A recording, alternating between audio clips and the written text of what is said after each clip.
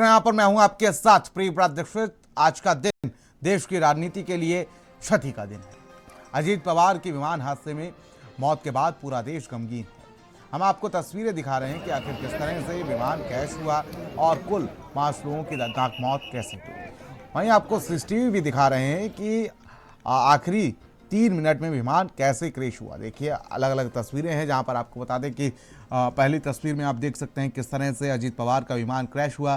खेत में विमान का मलबा मिला और उसके बाद देखिए जब विमान क्रैश हो चुका था उसके बाद की वो तस्वीरें हैं। बारामती के पास विमान क्रैश हुआ तो वहीं आपको बता दें कि विमान ने मुंबई से उड़ान भरी थी और उसके बाद बारामती में ये विमान क्रैश हो गया। देखिए तस्वीरें आपके सामने आज जो सुबह आई वो एक दर्दनाक खबर लेकर आई और अजीत पवार महाराष्ट्र सरकार के डिप्टी सीएम हमारे बीच नहीं रहे, उनका निधन हो गया, इस हादसे का शिकार हुए। देखिए ये सीसीटीवी फुटेज सामने आया है कि आखिर किस तरह से ये विमान जो क्रैश हुआ तो आखिर कैसे धुएं का गुब्बार जो है वो आसमान में नजर आया। 8:46 का ये सीसीटीवी फुटेज है जब ये विमान हादसे का शिकार हुआ। तस्वीरें आपके सामने, दूर लगे सीसीटीवी में ये पूरी घटना जो है वो कैद हुई है, जहां पर आप देख सकते हैं किस तरह से ये पूरा हादसा हुआ।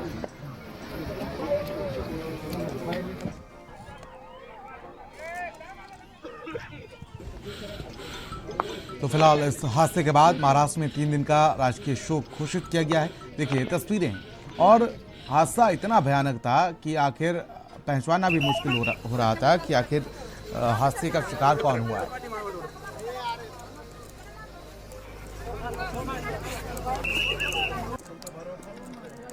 तो देखिए तस्वीरें सामने आई हैं।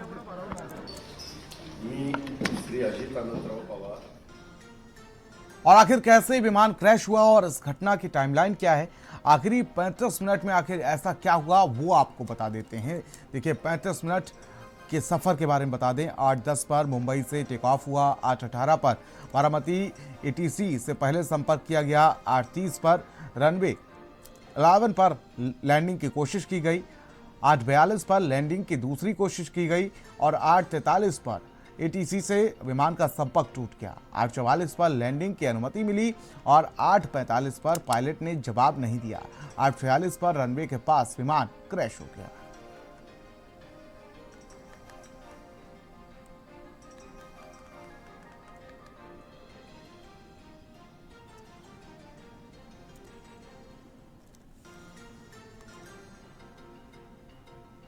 तो देखिए अगर बात की जाए तो आखिर इस विमान में कौन मौजूद थे वो आपको तस्वीरें दिखा देते हैं। अजीत पवार जो डिप्टी सीएम थे महाराष्ट्र सरकार में, सुमित कपूर जो कैप्टन और दिलीप यादव जो पीएसओ थे उनके सुरक्षा अधिकारी, और साथ ही साथ आपको बता दें कि शांभवी पाठक वाइस कैप्टन और साथ ही पिंकी माली जो अटेंडेंट थे।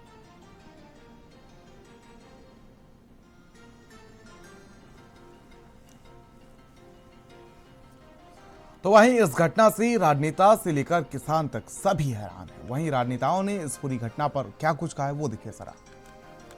महाराष्ट्र के उप मुख्यमंत्री के रूप में 6 बार सेवा दे चुके अजित पवार के लिए मुख्यमंत्री पद सपना ही रह गया। बुधवार को एक दुखद विमान दुर्घटना में उनकी मृत्यु हो गई और मुख्यमंत्री बनने का उनका सपना कभी साकार नहीं हो पाया। 66 साल के अजित पवार की पहचान जमीन से जुड़े एक नेता की रही। ये संयोग ही है कि उनका दुखद अंत उनके गृह नगर बारामती में हुआ। आज क्या दिन हमारे लिए एक बड़ा दुख लेकर भी आया है। आज सुबह ही महाराष्ट्र में दुखद विमान दुर्घटना हुई है। इस दुर्घटना ने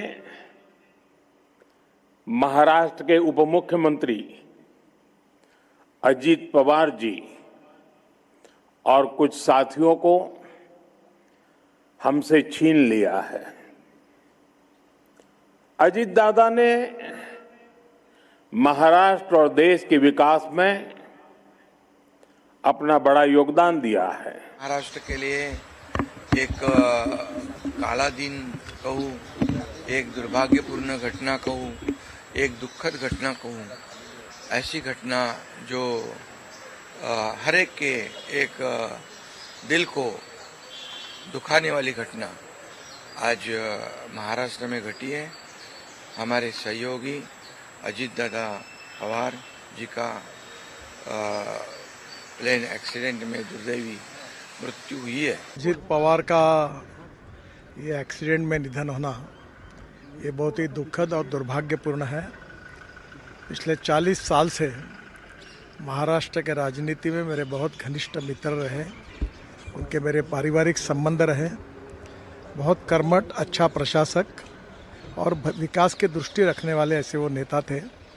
उनके जाने से बहुत बड़ा नुकसान हुआ है। अनुभवी नेता अजित पवार ने महाराष्ट्र का मुख्यमंत्री बनने की अपनी इच्छा कभी भी छिपाई नहीं। जुलाई 2023 में भारतीय जनता पार्टी और शिवसेना के गठबंधन वाली सरकार में शामिल होने से पहले वे नवंबर 2019 में देवेंद्र फडणवीस के मुख्यमंत्री रहते हुए उप मुख्यमंत्री थे।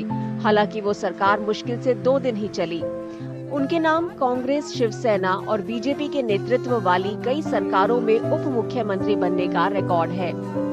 अजित पवार को प्यार से लोग दादा यानी बड़ा भाई कहा करते थे। वे अपनी बात खुलकर कहने के लिए जाने जाते थे और लोगों के सामने अपनी राय रखते वक्त शब्दों को घुमा फिरा कर नहीं बोलते थे। महाराष्ट्र के उप मुख्यमंत्री और जमीन से जुड़े हुए जननेता श्रीमान अजित दादा पवार, इनका विमान के एक्सीडेंट में बहुत ही दुखद निधन हुआ है। समूचे महाराष्ट्र में बहुत ही दुख का वातावरण तैयार हुआ है। हम सभी के लिए इस प्रकार के जननेता को खोना एक अपरिमित इस प्रकार की हानि है।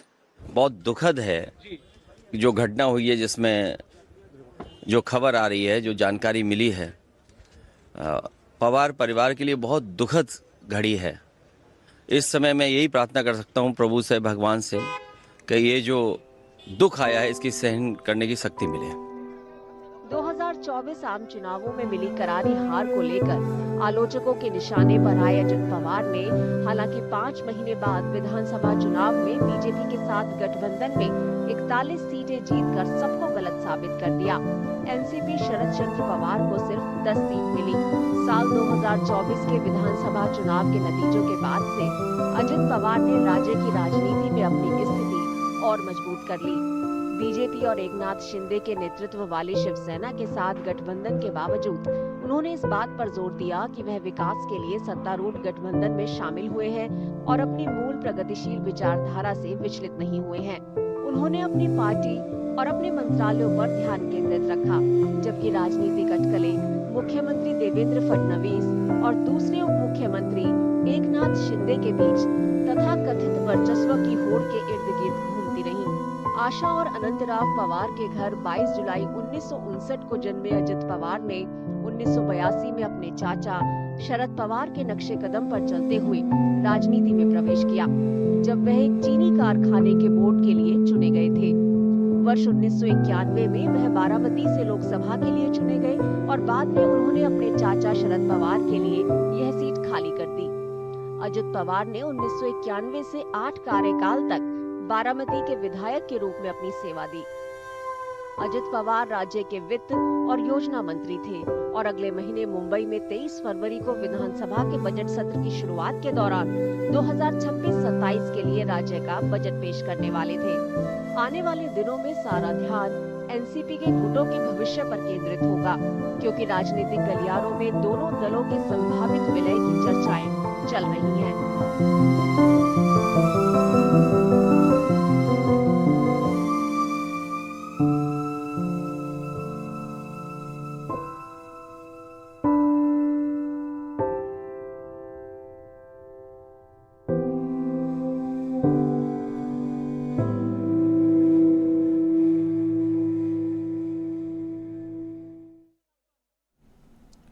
तो वहीं प्लेन क्रैश की जो घटना है वो पूरा देश देखकर सन्न रह गया। हर किसी की जुबान पर दुख और आंखों में आंसू हैं। रिपोर्ट देखिए। महाराष्ट्र के उप मुख्यमंत्री अजित पवार को ले जा रहा विमान बुधवार सुबह पुणे जिले में दुर्घटना का शिकार हो गया। हादसे में उनकी मौत हो गई। चश्मदीद बताते हैं कि विमान हवा में स्थिर नहीं दिखा और बारामती के पास जमीन पर गिरते ही उसमें विस्फोट हो गया। ये हादसा बुधवार सुबह करीब 8:50 पर हुआ। विमान में अजित पवार और 4 अन्य लोग सवार थे। उसे देखा है, बहुत दुख भरी, दर्द भरी घटना है। ये हमने देखा कि एरोप्लेन जब नीचे आया था, ऐसा लग रहा था उसका क्रैश हो जाएगा, ऐसा हम सोच रहे थे, तभी क्रैश हो गया। हम देखे कि हमें लगा नहीं क्रैश हो गया है, लेकिन एयर ट्रैप पे उतरेगा ऐसा लगा, उतर रहा है, लेकिन क्रैप हुआ और उसके बाद स्फोट हो गया उसका जबरदस्त। स्फोट होने के बाद वो हम देखने आए, पहले देखा तो उसको आग लगी थी पूरे प्लेन को, और उसके बाद 4-5 स्फोट हो गया विमान में उसका, और उसके बाद बहुत लोग आ गए और उसने निकालने की कोशिश की, लेकिन बड़ी आग लगी, उसके कारण कोई मदद नहीं कर सकता। उसमें अजित था, ये हमारे लिए बहुत शौक की बात में है, ये हमें बता नहीं सकते हम बात में ऐसा, लेकिन हमने देखा है कि पायलट ने भी ट्राई किया होगा कि लैंडिंग करने का, लेकिन लैंडिंग हुआ नहीं है। ये बहुत शौक वाली घटना है। एक और चश्मदीद ने बताया कि हादसे के बाद विमान में आग लग गई और उसमें लगातार 4 से 5 विस्फोट हुए। फ्लाइट राडार के मुताबिक विमान मुंबई से सुबह 8:10 पर रवाना हुआ और लगभग 8:45 पर रडार से गायब हो गया। अजित पवार मुंबई से बारामती जा रहे थे, जहां उन्हें राज्य में 5 फरवरी को होने वाले जिला परिषद चुनावों के प्रचार के तहत जनसभाओं को संबोधित करना था। चलिए बात कर लेते